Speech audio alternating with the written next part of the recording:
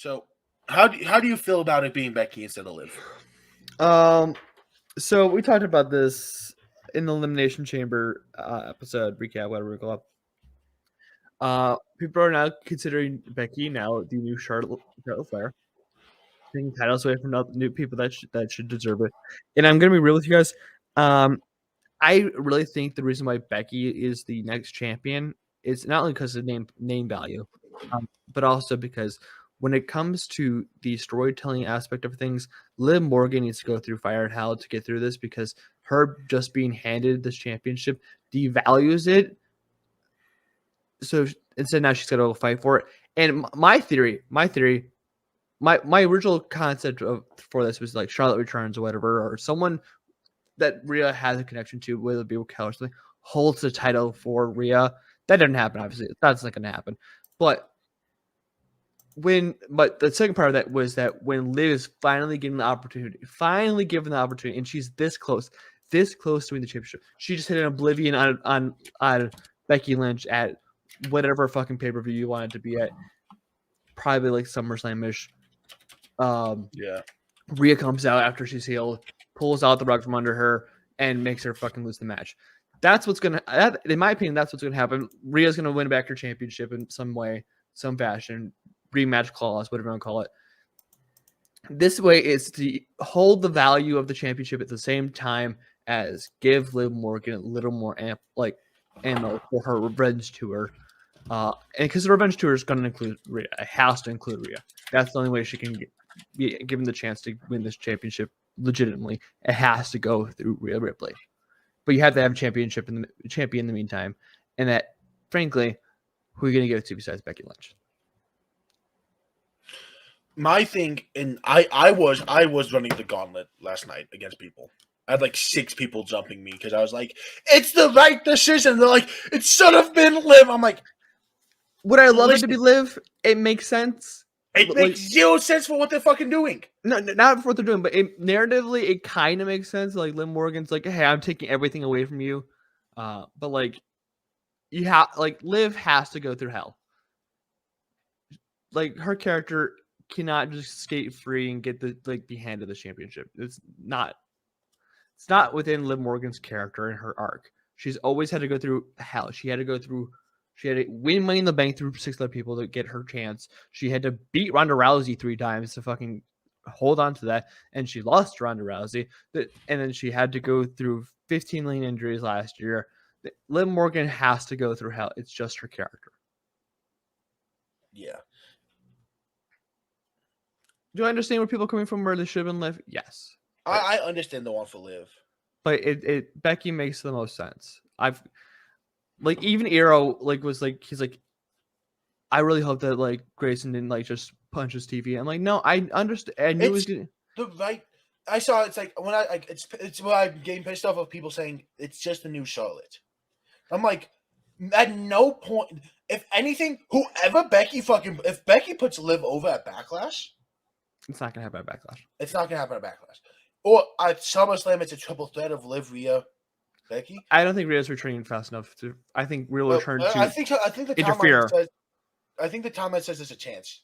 There's a small chance. I think it's more possible that she returns and interferes rather than her being in the match. What people are forgetting is Becky's the person who will put anyone over. Mm-hmm. At this point in her career, I know Becky doesn't decide who if she wins or not. Becky's not gonna backstage push. So someone tried to say that, oh well, what happened to the vacation? Now she's the world champion. I'm like, the vacation never existed. It was a report. It was a false report. Yeah, never existed. Mm-hmm. Becky Lynch, you're entering a spot where you want your champions. You want to know you have established champions because you're about to go through the fucking draft. Yeah. And I love Liv to death.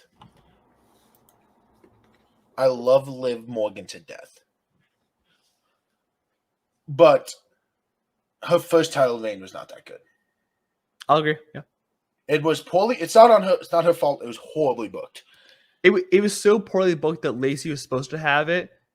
And then Vince was like, I like Liv this week. That's literally what happened. The reporter is that he's like, I want Liv to win this week. Yeah. So it was horribly booked. Yeah. And so it's not Liv's fault. But you've never had a good reign from Liv with a belt. Outside of the tag titles. That's the only title she's been given. So besides Yes. So you don't want you don't want to be unsure about your champion walking into the draft. that. Mm-hmm. Damian has been great as a champ so far. So yeah. We knew he would be fine because he was fine with the US title when he was in NXT. He was good with North American. We knew, and Damian's been slowly getting more and more over as time has gone on. Yeah. We knew that was going to be a strong champion. Mm-hmm. Strongish. Originally, the plan would have been Rhea's going into the draft as champion unless Liv beats her at Backlash. What's going to happen? Wasn't going to happen. Or if anything, you put Liv massively fucking over by her beating Rhea. Mm-hmm. Which will carry a title reign by itself. Yeah. And so you get to this point of mystery almost of what are we going to do? Because you have to have someone who's going to be able to be next week, probably defend a Backlash. Mm-hmm. Set up a match for Backlash, which you did by having Becky win because it feels like it clears the path for Becky Liv and Liv lose in some stupid way. Maybe Dominic fears. And you continue this warpath from Liv. Mm-hmm. You let Becky be Becky with the belt because we know every time Becky touches a belt, we're guaranteed a good reign. Yeah. You let Becky go back on her NXT tour, but do it on the main roster where you put Tiffy and Roxanne. I'd be so fine with the Tiffany rematch. Just put all those younger stars on the same brand as Becky, and let Becky put young stars over again. Mm-hmm. Maybe you throw Damage Control over there as well to help them. Can't throw the whole women's roster on one side. We saw what happened. Yeah, but then on the other side you get Bianca, Naomi, Jade, Rhea, and Judgment Day. Rhea won't be back for a while, so.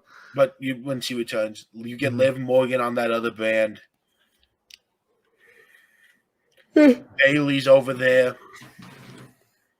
You can have a strong women's way stronger because SmackDown is stacked. Yeah, SmackDown is stacked for women. Raw is lacking, so the draft is going to help with that. Yeah, but you need a strong champion walking into the draft, and Becky Lynch is a strong champ. Yeah. So take a bit of a pause. We'll scramble our brain a little bit. Anyways, Liv Morgan and Becky Lynch. The right call. Overall, it's the right call. I think that it's not terrible at all. I think that people are making it worse than it needs to be. I think that we'll get a fine range from Becky, if not a great one. That will probably take us at least into Money in the Bank, I think, and maybe into SummerSlam. Who knows? It might change a few hands before it even gets to Liv, and then eventually back to. It's gonna go back to Rhea. It's somehow gonna get back to Rhea because I don't think they can have literally the most over woman they've had since Sasha, probably, or two belt Becky. Yeah, 2019 Becky, whatever it was, when the man first came out. I can't give you an exact year. Yeah.